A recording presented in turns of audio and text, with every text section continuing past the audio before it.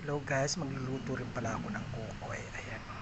Prepare ko na yung ginagawang ukoy, maliliit na hipon. Tapos naghiwa na rin ako ng julienne na kalabasa.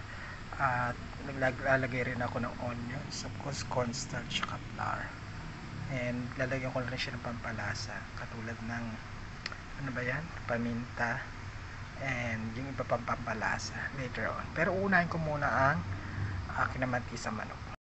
Naman guys, gagawa na ako ng ukoy. So ito, harina to, tapos cornstarch, tapos yung pampalasa. Hahaluan ko rin siya ng kalabasa, yung hipon na maliliit, alam mo ba tawag ron, tapos kalabasa na inano ko sa julienne cut. Nagmekos-mekos na tayo. Halo ko na yung paminta, flour and cornstarch. So maglalagay lang ako ng kalahating tasang tubig. Ayan guys, lagay ko na yung tubig. Ilalagay ko na rin yung julienne na kalabasa, tapos onions, tapos konting garlic, at yung hipon na maliliit. Ilalim yung maliliit na hipon. So ayan, imekos-mekos lang natin.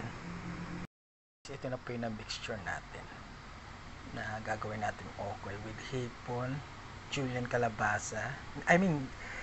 Kiniwa ka ng julienne cut yung kalabasa with sibuyas at konting bawang and konting pampalasa, paminta.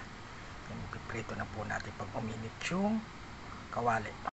So ayan na po guys, napiprito. Pangalawang prito ko na po to. Tapos ipiprito nyo pa ulit siya mamaya. Pahanginan lang muna natin para talaga maging crunchy siya. Hindi ko na talagang dinip-fry. Marami na siya mantika. So, ayan lang. Pabalik ka rin ko na lang siya. Non-stick naman itong pinapiprituan ko. So guys, nabaliktad ko na siya. Medyo brown na yun sa other side. Piniprito ko naman sa other side. Ito na guys, yung nagawa kong ukoy. Ukoy with kalabasa. Ayan o. Yummy, yummy, yummy. Nakagawa ko ng 8 malalaki. Yung isa nakain ko na. Grabe, ang sarap. Pinakurat ko lang po sinawsaw. Ayan, sa sukang pinakuran. Yummy, yummy, yummy. Kain po tayo.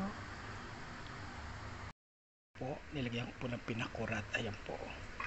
Yummy, yummy, yummy. Ang sarap po. Promise. Pag natikman nyo to, mapapakain mo kayo na marami.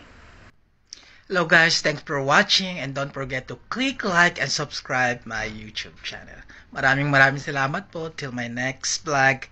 And don't forget, if you subscribe, to click also the notification bell in order for you to be updated in my next video that I'm going to upload. Thank you so much for watching. I love you all.